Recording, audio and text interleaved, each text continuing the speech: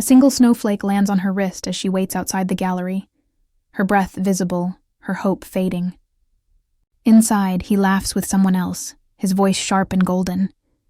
The sound of it used to make her heart ache with joy. Now, it just echoed against the cold glass, like a song that once belonged to her, but had forgotten her name. Elara stood a little apart from the entrance lights, the winter air brushing against her cheeks. The city around her pulsed with light. Cars sliding by, laughter from doorways, the distant hum of music. But everything inside her was still. She looked through the frosted window into the gallery she once dreamed of curating for, where the evening gala had begun without her. And there he was. Adrian Vale. He hadn't changed much. Still in that navy suit that looked like it had been cut from midnight, still wearing that easy grin that promised charm and danger all at once. He leaned close to a woman with hair the color of old gold, whispering something that made her laugh too loudly. For a moment, Elara thought of stepping inside, of pretending she belonged there again, the way she used to, standing beside him as he introduced her to people she didn't know, smiling too much, hoping too hard. But she didn't move. Not yet. Her fingers brushed against the pocket of her wool coat, feeling the familiar edge of folded paper. The letter she had never sent. It was worn now, creased from being read and reread in silence. Dear Adrian, I never chased you. I only followed the warmth I thought was meant for me. She had written it 1 year ago, the night after he'd called her a puppy in front of their colleagues. The memory still came like frostbite. Slow, painful, impossible to shake. It had been after an art unveiling, when the champagne had run out and the laughter had softened. Someone had teased her, about the way she always seemed to be near him, about how quickly she fetched him coffee, remembered his favorite pastry, his favorite color. She had blushed, denied it, but Adrian, with that cruel charm that never looked like cruelty at first, had laughed. She's harmless, he'd said, tapping his glass. Just follows me around like a puppy. Can't help it, the group had laughed. She had smiled, pretending it was funny. Later that night, she'd walked home in heels that pinched, the city wet and shining, her scarf pulled tight around her neck, the same silk scarf he had given her when winter first came. He'd said it reminded him of her. Soft, quiet, too good for the cold. Now she wore it out of habit, not sentiment. Or at least that's what she told herself. Tonight, she had come to the gala out of professional courtesy. That's what she said to her reflection earlier, as she'd fastened her hair in a low twist and painted a hint of red on her lips. Just business. But her pulse told the truth. She wanted to see if he remembered her at all. She finally stepped inside. Warmth enveloped her, thick with perfume and conversation. The chandelier above dripped light like honey onto polished marble. Paintings gleamed under soft spotlights. The air smelled of roses and champagne. She nodded politely to familiar faces, exchanged a few words with the curator, then drifted toward a quiet corner. From there, she could see Adrian. He didn't see her. He was speaking to a group of investors, his laughter easy, his hand resting lightly on another woman's arm. Elara tried to study the art on the walls, but every sound of his voice tugged at her attention. Every tilt of his head recalled how easily she had once leaned toward him. Her eyes caught on a painting she hadn't seen before. A winter landscape. Muted blues and silvers, a lone figure crossing a snowfield. Something about it stung. The caption beneath read, "The distance between what was and what might have been." She smiled, small and sad. "Elara?" The voice came from behind her, gentle, surprised. It was Mara, a colleague from her old gallery days, Elara Winters. "It's been ages," Mara said, embracing her quickly. "I didn't know you'd be here." "I almost wasn't," Elara said, smiling faintly. Mara looked around, lowering her voice. "He's here, you know." "I know," Elara said softly. They both looked across the room. Adrian was now shaking hands with the museum director, his charm as effortless as ever. "He's still—" Mara hesitated, searching for the word. "The same." Elara's smile didn't falter, but her eyes dimmed. "He would be," Mara touched her arm. "You don't have to stay, you know." "I came to remind myself I could." Elara said. Her voice was calm, but it trembled at the edges like thin ice. Later, she found herself on the balcony. The cold was sharper now, but she welcomed it. It felt real. The city lights below shimmered through the mist. Through the open doors behind her, she could still hear his voice, low, amused, confident. He was telling a story, the same cadence she used to love. She closed her eyes, and memory folded itself over her like a blanket. Him standing too close at the coffee bar, saying, "You're too nice. Elara, people will take advantage." Her laughing softly, replying, "Then I hope they're kind when they do." And him, that small, secret smile that had felt like the start of something, but there had been no start, only an ending she hadn't seen coming. Someone brushed past her, laughter spilling out of the doorway. She turned slightly, and there he was, stepping onto the balcony with a glass of champagne, coat unbuttoned, face flushed from attention. Elara? Her name sounded strange on his tongue. It had been years since he said it. Adrian. Her voice was quiet, steady. He smiled, a little uncertain. "Didn't expect to see you here. It's been long enough," she finished gently. He chuckled. "You look different. Confident." "I learned to stop waiting for someone to notice me," she said. He tilted his head, as if trying to read her. "You used to follow you?" she offered. "Yes, I remember." A flicker of embarrassment crossed his face. "You remember that?" "How could I not?" she said, her eyes on the city instead of him. "You said it loud enough." He started to say something, maybe an apology, maybe another joke, but she turned away, the silk scarf catching the wind between them. "Good night, Adrian." And with that, she left. She didn't look back as she crossed the marble floor, though she could feel his eyes following her, not out of affection, but confusion. The kind that comes when something you once dismissed begins to matter too late. Outside, snow had begun again. The street was hushed, the lamps glowing through a thin curtain of white. She pulled her coat tighter and started walking. Her heels clicked softly against the stone. Each sound felt final. She reached into her pocket and unfolded the old letter one last time. The ink had faded, her words almost lost to time, but she didn't read them. She simply held the paper between her hands until the wind tugged it away. It fluttered across the street, landing in the snow like a white bird finding rest. She watched it sink slowly, then whispered, almost to herself, "Never again." And for the first time, the words didn't sound like bitterness. They sounded like peace. The snow thickened, blurring the edges of the world. Behind her, music and laughter spilled faintly from the gallery, but she didn't turn around. The silk scarf around her neck lifted with the wind, catching the glow of the streetlight, the last trace of something she once thought was love.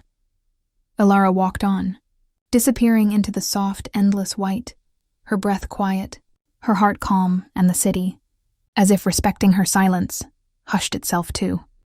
2 winters passed before anyone noticed she had disappeared, not from the city, but from the noise of it. In those quiet months, while the streets filled and emptied, while names rose and faded from the society pages, Elara built something small and steady, a space that was hers, a gallery tucked between a bookstore and a cafe, with pale wooden floors and high windows that caught the morning light. There was no grand opening, no speeches, just a hand-painted sign, the still room. People who wandered in often paused, whispering without meaning to. Something about the place felt sacred, as if sound itself respected it. Elara curated each wall like a memory. Muted canvases, soft brush strokes, colors that lived between blue and white, like breath on glass. She called her first exhibit, Silences That Stay. Every painting carried a small handwritten note beneath it, only a line or two, written in her delicate hand. What we forgive becomes part of us. Love is quiet when it's real. This was the day I learned how to leave. People didn't just look. They lingered. One evening, an older man stood before a painting of a winter street, a single figure walking away. He read the note aloud. Not every exit needs applause. Then he nodded once, as if something in him had loosened. That was the kind of art Elara made now, not to impress, but to remind people they weren't alone. Her days became rituals. Mornings began with the sound of a kettle, the first curl of steam rising through sunlight. She'd unlock the door, sweep the floor, wipe the frames, and arrange fresh flowers in the corner vase. Sometimes she'd play soft piano music while painting, notes that drifted through the open door and pulled passers-by inside. That's how Lena first came in. Lena was a pianist, sharp-boned, lively with laughter that came too quickly. She'd been searching for a place to perform small evening recitals. "This space," she'd said on her first visit, spinning slowly in the gallery's light, "feels like a heartbeat that forgot how to rush." Elara smiled, her rare, genuine kind of smile. That's what I hoped for. And so, on quiet weekends, Lena's music filled the room. People sat cross-legged on the wooden floor, eyes closed, listening. Sometimes Elara painted as Lena played, her brush keeping time with the piano. Afterward, they'd share tea and talk about everything but the past. Lena had her own ghosts, a failed audition, a city that hadn't been kind. But together, they found rhythm in small things, choosing flowers for the windowsill, rearranging the lighting, reading poetry aloud on slow afternoons. Lena once said, "You know, I think your paintings breathe." Elara had laughed softly. "Then maybe I'm finally learning how to." Outside, the seasons shifted. The snow receded, the streets thawed. Rain streaked the windows like silver threads. The world kept moving. Elara didn't check her phone much anymore. She barely went to the events that once felt so important. But sometimes, late at night, she'd see his name, Adrian Vale, mentioned in the society columns or financial journals. Always beside photographs of glittering rooms and unfamiliar faces, always smiling, and yet behind her quiet contentment, there was a small ache that had never fully healed, not for him, but for the version of herself that once needed his approval. Meanwhile, Adrian's days began to hollow. The boardrooms, the deals, the travel, all of it blurred together into a kind of noise he couldn't turn off. His success felt like a trick mirror. Everyone admired the reflection, but he couldn't see himself in it. He had women, of course. Always someone new. But the laughter never lasted. The same parties, the same compliments, the same emptiness after the music stopped. Then one afternoon, scrolling idly through an online art review, he saw her name, Elara Winters, curator and artist behind The Still Room, a sanctuary of stillness and truth. Her work captures the quiet ache between memory and forgiveness. The article included a photograph. Elara standing beside one of her paintings, a faint smile on her lips, her hands folded gently in front of her. There was something in her eyes, calm, self-contained, that unsettled him. He closed the article, reopened it, then closed it again. Something stirred, regret maybe, or recognition. For weeks he thought about her without meaning to. When a song played, when the first snow fell, when he caught himself laughing too loudly. Eventually, one evening, curiosity overpowered his hesitation. He decided to go see for himself. The night he entered the still room, he didn't introduce himself. He told the attendant he was just passing through. The gallery was half full, quiet conversation, the rustle of coats. Candlelight flickered in small glass jars along the floor. The scent of jasmine tea drifted through the air. And there she was. Elara stood by the far wall, speaking softly to a visitor. Her expression attentive, her gestures light. She wore a simple gray dress, hair loosely pinned, no jewelry except for a thin silver ring. He noticed how people leaned toward her when she spoke. Not because she demanded attention, but because she gave it so freely. When she laughed, a sound he didn't remember ever hearing, it wasn't shy anymore. It was clear, open, real. He took a step closer, then stopped. She didn't see him, and he realized he didn't know what to say. He read the note beneath the nearest painting. "We don't lose people. We lose the versions of ourselves who love them." He felt it like a pulse under his ribs. Lena was playing in the corner, soft notes rippling like water. The whole space seemed to breathe in rhythm with the music. Elara moved between guests, answering questions, refilling cups. Once her gaze brushed past him, just briefly. No flicker of recognition, no pause. She simply continued her conversation, and in that moment, something in Adrian cracked. Not loudly, but deeply. Because for the first time, he wasn't the center of her world. He wasn't even a memory that hurt. He stayed only a little longer. When he left, the bell above the door chimed softly, and no one looked up. Later that night, Elara locked the gallery after the last guest had gone. The candles had melted low, their wax pooling like quiet rivers. Lena had left hours ago after hugging her goodbye and promising to bring pastries in the morning. The silence that followed was gentle, the kind that felt like exhaling. Elara hummed as she wiped the glass doors, her reflection faint in the window. Her humming turned into a tune Lena had played earlier. Something in C minor, something about hope. When she finished, she turned off the main lights and walked toward the last painting still illuminated by a single lamp. The title read, "What We Leave Unsaid." It showed two blurred silhouettes, one reaching, one retreating, painted in soft earth tones, edges dissolving into light. Beside it, on a small pedestal lay a silk scarf, folded neatly, untouched by time. The note beneath read, "Kindness can survive even after the story ends."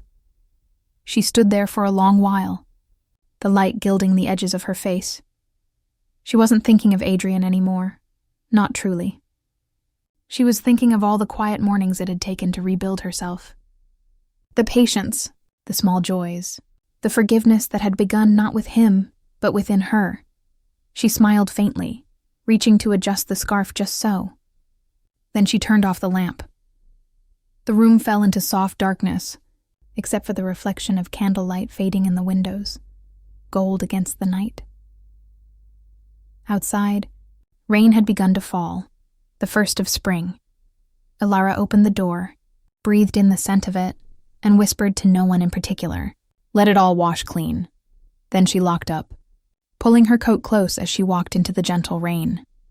Behind her, the still room glowed faintly, the paintings inside resting quietly, like memories that had finally learned how to sleep. The piano notes lingered in her mind long after the sound had gone, blending with the rhythm of the rain. And for the first time in years, Elara didn't feel like she was healing anymore. She simply was.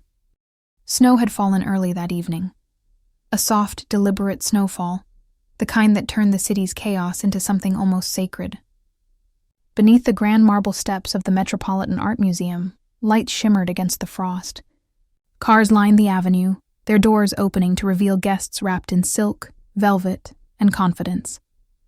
Inside, chandeliers burned golden. The scent of orchids and champagne lingered in the air. The museum's grand reopening was more than an art event. It was the city's promise that beauty still mattered, even in winter, and tonight, Elara was part of that promise. Her name appeared on the program beside three others, featured artists, new voices in modern expression. Her gallery, the still room, had grown from a whisper into a presence. Collectors sought her work, but she never chased them. Everything about her success had unfolded slowly, like light after snow. She stood now beneath the vast skylight, calm amid the glittering sea of people. Her gown was the color of moonlight, pale silver with soft folds that moved like breath. Her hair was gathered low, a single wisp tracing her jaw. She wore no jewelry except a small pendant of brushed glass. Handmade, imperfect, she felt no nerves.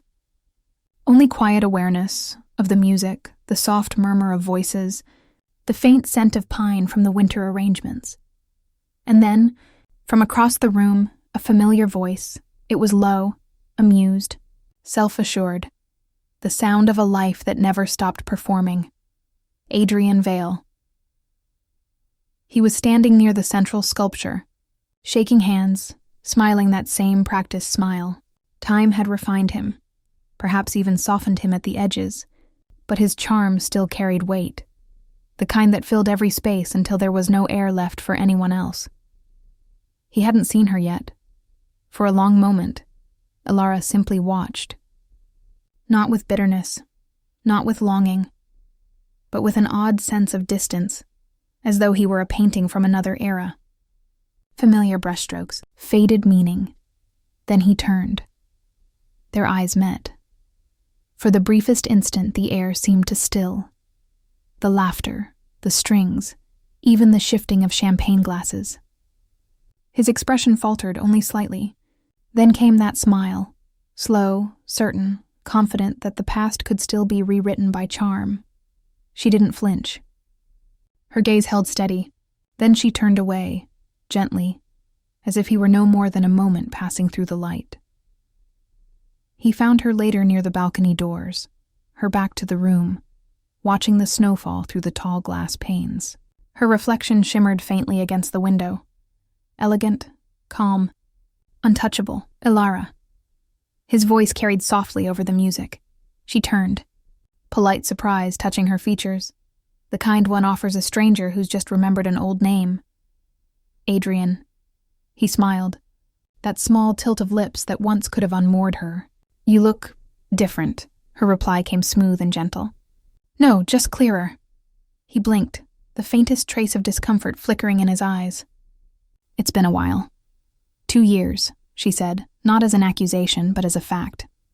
Time has its own way of editing memories. He chuckled, trying to reclaim the rhythm. I've seen your name in the papers. The still room. It's impressive, really. You've done well. I've done quietly, she corrected. That's different. He studied her, his gaze tracing the confidence she now carried like light. There was no trembling in her hands, no hesitation in her tone. She wasn't performing, she was simply present. He tried again, softening his tone. I came to see your installation earlier. The piece with the scarf. What was it called? What We Leave Unsaid. Yes, he said, nodding, smiling faintly. It stayed with me. She met his eyes. I'm glad something finally did. For a heartbeat, neither spoke. The music swelled, a slow waltz brushing through the crowd like wind through reeds.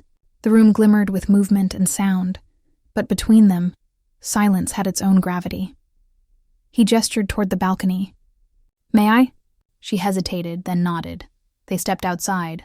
The air was sharp with cold. The city spread below them in light. Snow drifted lazily against the glass railing. He leaned against it, glancing her way. You know, I've thought about that night. She said nothing. I was cruel, he continued, the words coming with effort. I was careless. I never meant to humiliate you. Elara tilted her head slightly, the moonlight catching her cheek. Intent doesn't erase impact, Adrian. He sighed, the sound mingling with the wind. I suppose not. She studied him, really studied him, for the first time in years. The charm was still there, but something in his eyes had dulled. Success had not kept him whole. He looked polished but tired, proud but hollow. I used to think, he said quietly, that kindness was weakness. That softness meant losing. Elara smiled faintly. And now I'm not so sure. She looked back toward the city. Kindness is only weakness when it's given to those who mistake it for permission. He glanced at her then, a trace of regret pulling at the edges of his composure. You're not angry? No, her voice was almost a whisper. Anger kept me company once, but I found better things. He tried to laugh, but it came out uneven. You always had a way of saying things that made silence sound poetic. She turned to him, her gaze calm, unwavering. You once said I chased you like a puppy. He froze. The memory hit him like a door swinging open to cold air. But I wasn't chasing you, she continued softly. I was chasing kindness. I mistook your warmth for safety. I didn't know the difference back then. He opened his mouth, closed it again. For the first time, he had no words that could fix the distance between them. The music inside swelled. Violins rising, laughter spilling, glasses clinking, and the sound only made the silence between them deeper. Elara turned toward the doorway.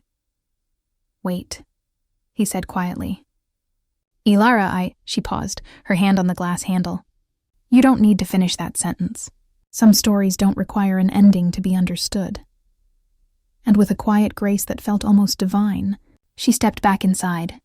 Inside the ballroom, a young artist was standing alone near the refreshments table, nervously holding a portfolio. Elara walked up to her, offering that same calm, encouraging smile she once needed so desperately. "First gala?" Elara asked gently. The young woman nodded, cheeks flushed. "Is it that obvious?" "It's only obvious because I've been there," Elara said, glancing down at the trembling hands holding the sketches. "May I?" The girl nodded. Elara flipped through the pages. Soft pencil work, vulnerable lines, shy dreams captured in graphite. "They're beautiful," Elara murmured. "Don't rush to prove yourself. The world moves loud. Let your art move quietly," the girl blinked, as if memorizing the words. Elara smiled, then looked up, across the room, through the crowd, and saw Adrian standing where she had left him, still by the balcony doors. He hadn't moved. His glass was empty, his posture uncertain. The music had shifted again, softer now, something in a minor key. The crowd glittered around him, but he seemed apart from it, smaller somehow. Elara gave the young artist a reassuring nod, then turned away. Her gown caught the light as she moved through the room, moonlight folding into shadow, grace made human. Adrian watched her go, eyes following her until she disappeared into the warmth of another conversation. And in that moment, realization settled over him like falling snow. Quiet, inevitable, heavy with truth. She wasn't walking away from him. She had already left long ago. He stood alone, surrounded by laughter that no longer felt like music. His reflection in the window looked blurred, unfamiliar.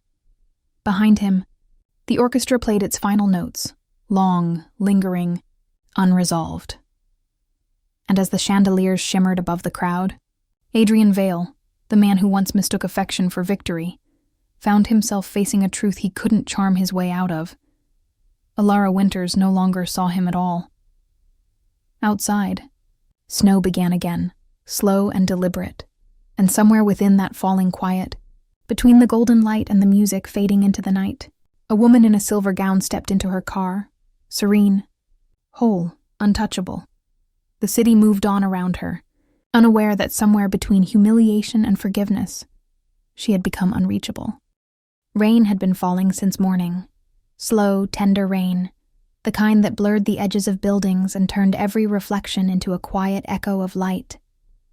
The city breathed softer under gray skies, and the cafe on 7th Street smelled of espresso and wet pavement. Elara sat by the window, the same corner table where she used to wait for him years ago.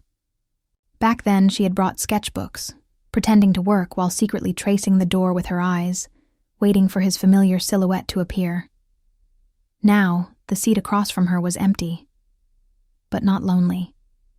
Just still. She had been coming here often these past months, not out of nostalgia, but out of peace. It was a place that had seen her both lost and found.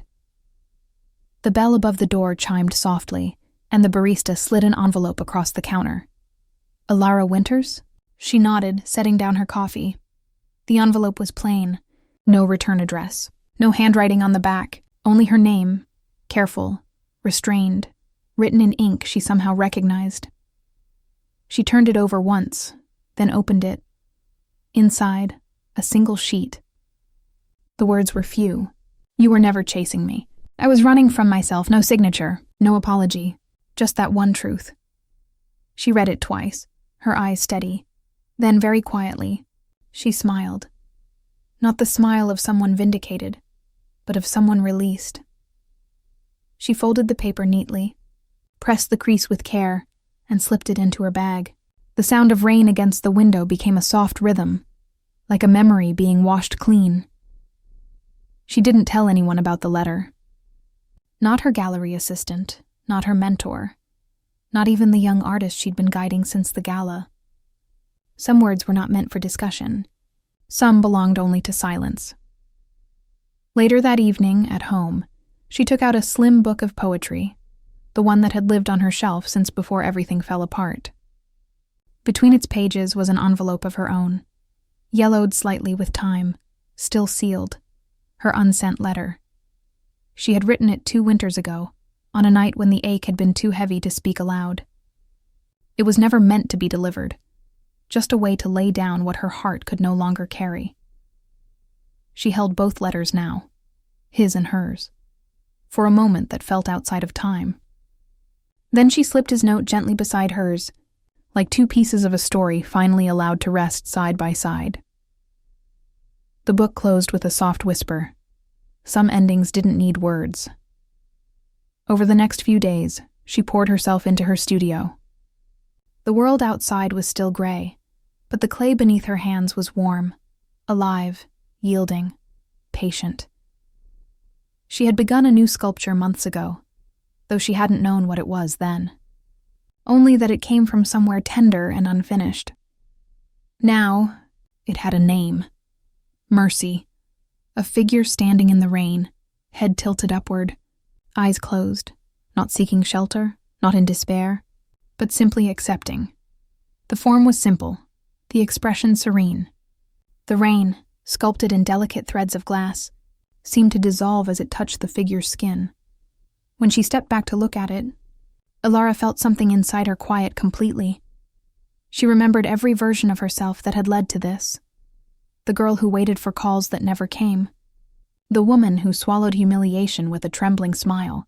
The artist who rebuilt herself from silence. And now, this stillness that no longer asked for justice or explanation.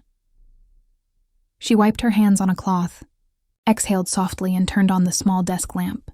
Its light spilled across her notebook as she wrote the exhibition description. Just one line. Forgiveness isn't weakness. It's remembering who you were before the pain. She stared at the sentence for a long while, then added nothing else. It was enough. The exhibition opened on a crisp December evening. The air outside carried the faint scent of snow again, as though winter had circled back to finish something it started.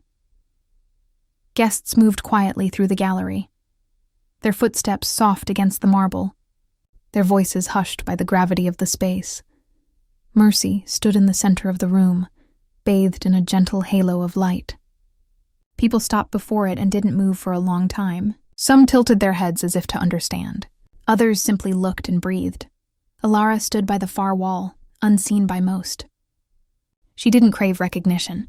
Her satisfaction was quieter, the kind that lives in the chest rather than the eyes. She overheard a woman whisper to her friend, "It feels like peace." And that was enough.